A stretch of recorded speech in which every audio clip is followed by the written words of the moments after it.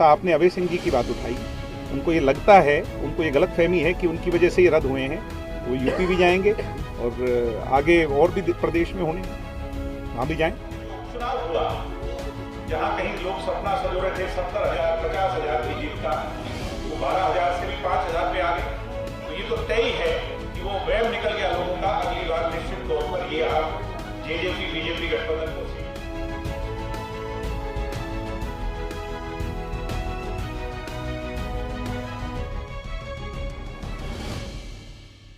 नमस्कार, आप देख रहे हैं ई समाचार।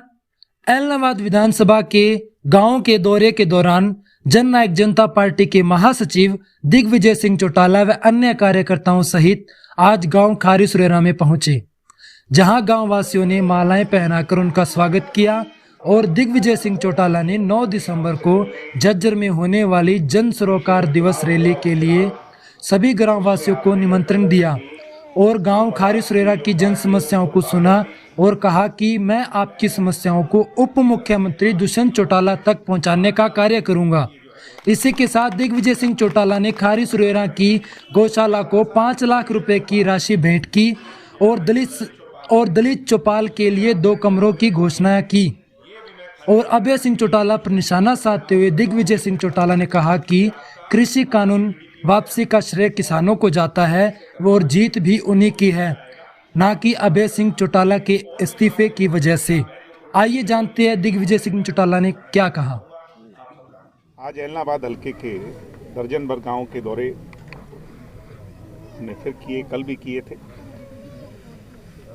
जो 9 तारीख को हमारी रैली होने जा रही है जन सरोकार दिवस के रूप में, जननायक जनता पार्टी का 3रा वर्ष पूरा होने जा रहा है, तो उसका निमंत्रण न्योता लेकर के आज पूरे हल्के में हम आए हैं। इतना उत्साह जितना जींद की रैली में था उससे भी सवाया इस बार है।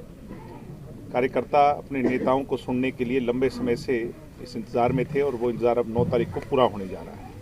मुझे उम्मीद है कि एलनाबाद हल्के से 3-4 हज़ार कार्यकर्ता इस बार उस रैली में शरीक होंगे और लाखों लोग हरियाणा प्रदेश के उस रैली में शामिल होकर के उसको ऐतिहासिक बनाएंगे, दुष्यंत जी का सहयोग करेंगे, उन्हें ताकत देने का काम करेंगे। इसके लिए आज हम सभी लोग पार्टी के कार्यकर्ता जो हैं गांव-गांव जाकर के न्योता निमंत्रण दे करके आए हैं। तो इसी विषय में आए थे। कोई आपके प्रश्न है तो उसका जरूर जवाब दिग्विजय, महिला आरक्षण को लेकर जैसे कि बात की जा रही थी कि पंचायत चुनाव में 50% महिलाओं को आरक्षण रहेगा और 1 साल हो गया कि ये चुनाव पेंडेंसी बढ़ी है और हम अक्सर देखते हैं कि कोर्ट में भी ये पेंडेंसी काफ़ी लंबी पड़ी है। कोर्ट की वजह से ही वो पेंडेंसी है। मुझे उम्मीद है जो उनने डाटा, जो रिकॉर्ड्स मांगे हैं, जो तलब किए हैं सरकार से, वो हम सबमिट करेंगे जल्दी से जल्दी, हरियाणा की सरकार के लोग। एक विषय ये भी है कि हमने बैकवर्ड कास्ट को भी उसमें रिजर्वेशन दिया है, तो बैकवर्ड का जो है वो डाटा भी एग्जैक्ट उस पर जो मेरे हिसाब से कोर्ट के अंदर पेंडेंसी है, तो जैसे ही वो पूरा हो जाएगा जनवरी या फरवरी तक मैं मानता हूँ कि हरियाणा में पंचायत के इलेक्शन होंगे।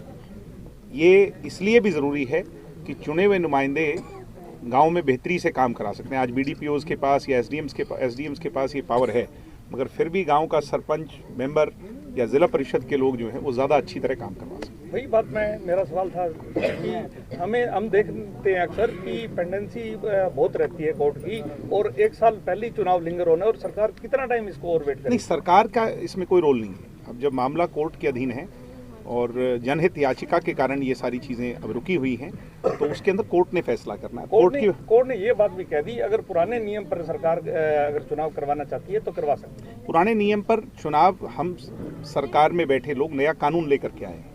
हम उसका फ़ायदा बैकवर्ड कास्ट को, महिलाओं को, पढ़े लिखे लोगों को, हर व्यक्ति को देना चाहते हैं। निश्चित तौर पर जो कैबिनेट के अंदर और मैंडेट से पास्ड है उन चीज़ों को तो इम्प्लीमेंट करना ही होगा।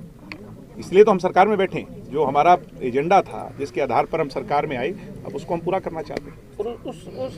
नहीं, ये हो जाएगा, ये जनवरी फरवरी तक हो जाएगा।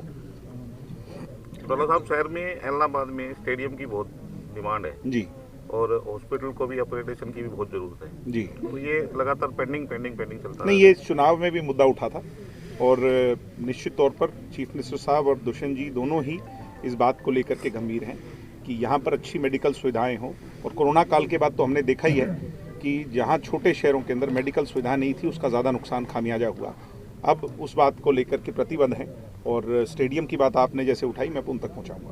सर एक और बात है कि यहाँ पर पिछले जो कोरोना की वेव चली थी तो उसमें ऑक्सीजन प्लांट लगना था जी, और थर्ड वेव फिर आ रही है जी, तो प्लांट अभी तक नहीं लगा है।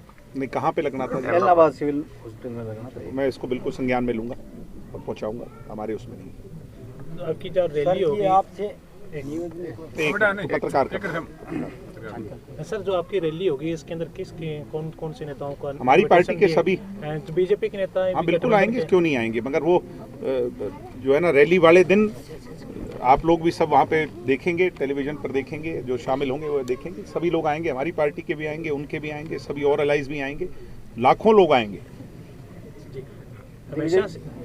दिग्विजय कृषि कानून वापस हो चुके हैं जिन पे किसानों को इतराज था जी, लेकिन अभी भी कई जत्थेबंदियां वहीं बैठे हैं, वो अड़े पड़े हैं भी हम नहीं छोड़ेंगे। देखो 2-3 मुद्दे हैं। एक एमएसपी को लेकर कमेटी बनाने की बात है। मैंने इस बात को शुरू से उठाया, मेरी पार्टी का भी ये मैंडेट रहा कि जो जत्थेबंदियां हैं वो स्वयं ये फैसला कर लें कि उनको कौन कौन से लोग उस कमेटी में चाहिए, क्योंकि पिछली बार जब सुप्रीम कोर्ट ने कमेटी बनाई थी तो बहुत लोगों का ऐतराज था कि ये हमारे लोग नहीं हैं। अब वही नाम दे दे, केंद्र की सरकार के लोग हों तो वो कमेटी बन जाए और उसका टाइम पीरियड फिक्स हो जिससे कि कल को लिंगर ऑन ना हो, नंबर 1। नंबर 2, मुआवजा देने की बात, हम इस बात के पक्षधर हैं, जेजेपी इस बात की पक्षधर है कि मुआवजा मिलना चाहिए, मगर मुआवजा के लिए डाटा ज़रूरी है कि किन किन लोगों की डेथ उसमें हुई। वो उसके लिए एसकेएम और सरकार एक कमेटी बना ले और वो उसको इंक्वायरी के अंदर 1 महीने के अंदर, 1.5 महीने के अंदर ये पता लगा लें भाई ये लोग हैं 700 हैं, 750 हैं, उस हिसाब से उनका मुआवजा जारी हो जाए। तीसरी बात उनने ये कही कि एक मेमोरियल बनना चाहिए। मेमोरियल तो हरियाणा की सरकार को बनाना पड़ेगा, क्योंकि इतने लोगों का इतना बड़ा आंदोलन चला, हम उनके मेमोरियल बनाने के लिए मेरे हिसाब से कोई तकलीफ हरियाणा की सरकार को किसी भी तरीके की नहीं होगी। उनको दर्जा देने की बात है, उसके लिए भी बहुत अच्छी बात है। और जो मुकदमे हरियाणा में हैं, एक एक मुकदमा जो किसान आंदोलन के दौरान दर्ज हुआ वो हरियाणा सरकार वापस ले लेगी, उस पर भी हम सहमत हैं। हम तो उनके पक्ष की बात पिछले 1 साल से कर रहे हैं, निरंतर सरकार के अंदर रह करके कर रहे हैं और मजबूती से कर रहे हैं, जिसका परिणाम आपने देखे। अभय चौटाला कह रहे हैं कि ये जो कानून थे वो इलाहाबाद उपचुनाव के बाद है, जो इलाहाबाद उपचुनाव का प्रधानमंत्री जी ने भी जिक्र किया था। वो तो अभी यूपी भी कह रहे हैं कि यूपी में जाएंगे, फिर उसके बाद वो और भी आगे जाएंगे, तो वो उनको शुभकामनाएं। तो जननायक जनता पार्टी भी जाएगी जी? नहीं, मैंने कहा कि हम तो एक अलायंस में, हम गठबंधन में हैं, वो हमारा अलग विषय है। जैसा आपने अभय सिंह जी की बात उठाई, उनको ये लगता है, उनको ये गलतफहमी है कि उनकी वजह से ये रद्द हुए हैं, तो वो यूपी भी जाएंगे और आगे और भी प्रदेश में होने, वहाँ भी जाएं। नहीं, आपकी सहयोगी पार्टी थी, आपको कुछ साहस होगा? दुष्यंत जी बार बार प्रधानमंत्री जी से मिले थे, कृषि मंत्री भाई हमने अपने यानी सरप्राइज था आपके लिए भी? ये ना तो अभय सिंह जी की वजह से रद्द हुए, ना दुष्यंत जी की वजह से रद्द हुए, ये रद्द हुए किसानों के संघर्ष की वजह से। अब उसके अंदर अभय सिंह जी को होड़ है कि मैं क्रेडिट ले लूं, तो उनकी मर्जी है जी। आप मानते हो किसानों की फिर जीत हुई है? भाई मैंने तो पहले दिन ही कहा था कि किसानों की जीत है, किसानों ने जो बलिदान दिया उनकी जीत है। ये तो हमारे जैसे लोग तो कोशिश करेंगे ही उसको हथियाने के लिए।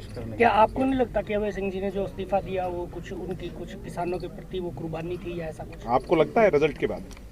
मेरे को तो लगना सेकेंडरी बात है, रिजल्ट के बाद तो आपको लगना चाहिए। जिनने वोट डाले वो क्या किसान नहीं थे क्या? ये तो पूरा ग्रामीण क्षेत्र है, यहाँ तो शहर बहुत कम है, 18,000 ही वोट शहर के पोल हुए। तो उसके बाद आप आंकलन कर लीजिए, तोल तराजू कीजिए। कहीं ना कहीं इस चुनाव के बाद आपके जो एक नेता हैं मीनू बेनीवाल जी, वो काफी सक्रिय हो गए हैं। मैं इंडिविजुअल के बारे में बात नहीं करूंगा, मैं तो पार्टी के बारे में बात करूंगा। नहीं, मैं ये सभी सक्रिय हैं तो मेरा ऐसा नहीं था, उनके प्रति नहीं था। मेरा तो ये है कि कहीं ना कहीं जैसा बीजेपी ने चुनाव लड़ा है, ये बीजेपी के हिस्से में आई, तो कल को अगर ये जेजेपी के हिस्से में आती है तो क्या उसकी सक्रियता को इस बात से जोड़ा जाके कि आप भी चुनाव लड़ सकते हैं? देखो, भविष्य के घर में छुपा है कि कौन सी सीट किसके हिस्से में आती है और कौन कहाँ से चुनाव लड़ता है। चुनाव लड़ने के लिए सब अपनी दावेदारी तो पेश करेंगे ही ना, कोई लास्ट मिनट तो नहीं होगा, तो उससे पहले सब अपना प्रयास करेंगे। उपचुनाव से पहले आपके जो विपक्ष में थे वो कह रहे थे मध्यवर्ती चुनाव होंगे इलाहाबाद का। अब भाई मैं क्या कहूँ उनके बारे में, बहुत सारी बातें हैं, पर फिर अच्छा नहीं लगता, क्योंकि हम सब एक जिम्मेवारी से बंधे हुए हैं, तो हम उससे आगे नहीं जाना चाहते। ये उनकी आदत है, उनसे करने भी नहीं है जी, हम तो आगे। ठीक है जी, आपका भी धन्यवाद। मेरा एक सवाल और रहेगा हाँ, सर, तो ये 3 कृषि कानून निरस्त हुए हैं, तो इसमें किसानों को फायदा होगा या नुकसान होगा, इसमें क्या कहना चाहेंगे? मैं शुरू से इस बात का पक्षधर था कि किसानों के लिए हित में अच्छे कानून बनने चाहिए, मगर इन कानूनों में बहुत सारी कमियां। जिसको हम समय समय पर उजागर करते रहे। उन कमियों को दूर कर करके मैंने कहा था भी एक थाली है, उसमें अच्छी सब्जियां भी हैं और ऐसी भी हैं जिससे पेट खराब होगा, वो निकाल देनी चाहिए, अच्छी को रख लेना चाहिए। मगर इस बार ये स्वीकार नहीं था तो सब रद्द हो गया। लेकिन कल दुष्यंत जी ने रोहतक के अंदर प्रेस कॉन्फ्रेंस की थी, उन्होंने कहा था कि ये कानून थे वो अच्छे कानून थे। उनने ये कहा, समझ नहीं पाए इनको। उनने ये कहा कि इनके अंदर बहुत सी अच्छी चीजें थी, कम से कम उनको तो ले लेते, हम वो भी नहीं ले पाए। ठीक है, ये समय रहते जो कुछ भी था हुआ, ये एक साल का बुरा दौर था, ये चला गया। अब प्रधानमंत्री जी ने उसको वापस ले लिया। हरियाणा की सरकार को भी अपना धर्म निभाना चाहिए।